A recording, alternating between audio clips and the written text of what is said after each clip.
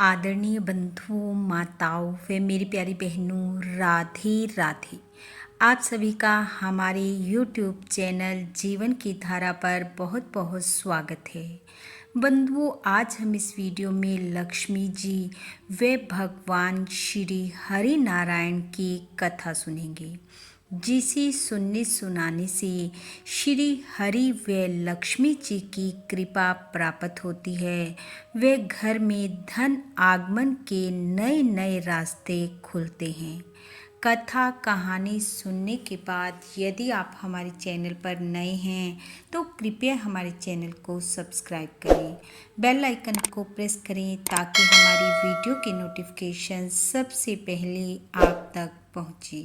Video को share व like भी जरूर करें। कथा कहानी के अनुसार एक समय की बात है, भगवान विष्णु व लक्ष्मी जी धरती का भ्रमण करने पृथ्वी लोक पर आए। घूमते घूमते दोनों एक सुंदर स्थान को देखकर कुछ समय वहां विश्राम करने के लिए रुक गए। भगवान अपनी आंखें बंद कर विश्राम के लिए लेट गए और लक्ष्मी जी सुंदर दृश्यों का आनंद लेने लगी। कुछ देर बाद लक्ष्मी जी ने देखा एक व्यक्ति मदिरा के नशे में धुत गुनगुनाता हुआ उधर से गुजरा। अचानक उसे ठोकर लगी और वह गिर गया। उसने देखा कि उसे ठोकर रास्ते में पड़े कुछ छोटे छोटे पत्थरों से लगी है। अब वह खड़ा हुआ और अपशब्दों का प्रयोग करते हुए उन पत्थरों को अपने पैर से इधर उधर करने लगा। अचानक उसे वहाँ एक पोटली दिखाई दी। उसने पोटली उठाकर उसे खोल कर देखा तो उसमें सोने की मोहरें थी। उसकी तो प्रसन्नता का ठिकाना न रहा। वह खुशी के मारे नाचने लगा और पोटली को लेकर चलता बना। लक्ष्मी जी ये सब देख रही थी। ऐसा दृश्य देख वह बहुत हैरान हुई। उन्होंने देखा ये इंसान झूठा है, चोर है, मदिरा पान किए हुए है, सारे गलत कार्य करता है, फिर भी श्री हरि ने इसे अपनी कृपा के काबिल क्यों समझा। उन्होंने नज़र उठाकर भगवान विष्णु की तरफ देखा, मगर वो अभी भी आंखें बंद किए हुए अपने में मगन थे। तभी लक्ष्मी जी की नज़र एक और व्यक्ति पर पड़ी जो उसी दिशा में आ रहा था। देखने में वो गरीब लगता था, परंतु फिर भी उसके चेहरे पर शांति और खुशी के भाव थे। तन पर कपड़े पुराने थे पर साफ थे।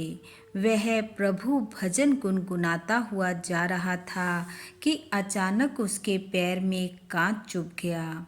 उसके मुंह से आह निकली और साथ ही पैर से खून की धार बह चली।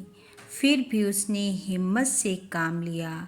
एक स्थान पर बैठा, कांच पांव से निकाला, अपना गमछा पैर पर बांधा और भगवान का धन्यवाद करते हुए लंगड़ाता हुआ चल दिया। इतने अच्छे व्यक्ति की ये दशा देख लक्ष्मी जी ने फिर से नारायण की तरफ देखा, परंतु वे अभी भी आंखें मूंदे बड़े मज़े से लेटे हुए थे। लक्ष्मी जी को अपने भक्त के साथ प्रभु का ये भेदभाव अच्छा नहीं लगा। उन्होंने श्री हरि को झकझोरा।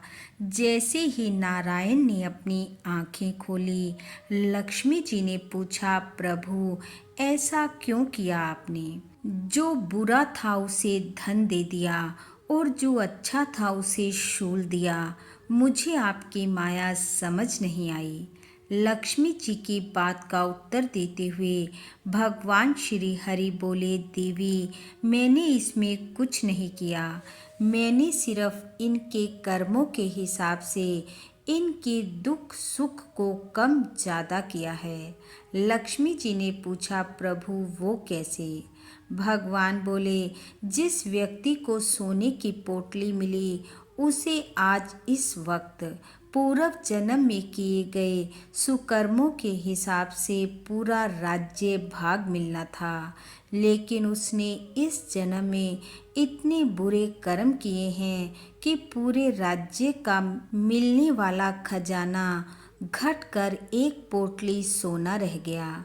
और दूसरा व्यक्ति जिसके पैर में शूल चुभा, उसे पूर्व जन्म में किए गए पापों के फल स्वरूप इस वक्त फांसी पर लटकाया जाना था, लेकिन उसने इस जन्म में इतने अच्छे कर्म किए कि उसकी फांसी एक छोटे से शूल में परिवर्तित हो गई। इसलिए देवी, मनुष्य ये समझता है कि मैं उसे दुख या सुख दे रहा हूँ। नहीं, ये उसके खुद के किए कर्म होते हैं जो राज्य के खजाने को छोटी सी सोने की पोटली और सूली को शूल में बदल देते हैं।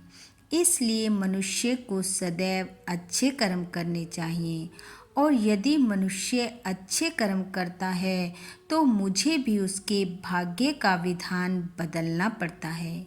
यह कहकर भगवान श्री हरि मुस्कुराते हुए बैकुंठ लोक की ओर चल दिए और लक्ष्मी जी उनके पीछे पीछे चल दी।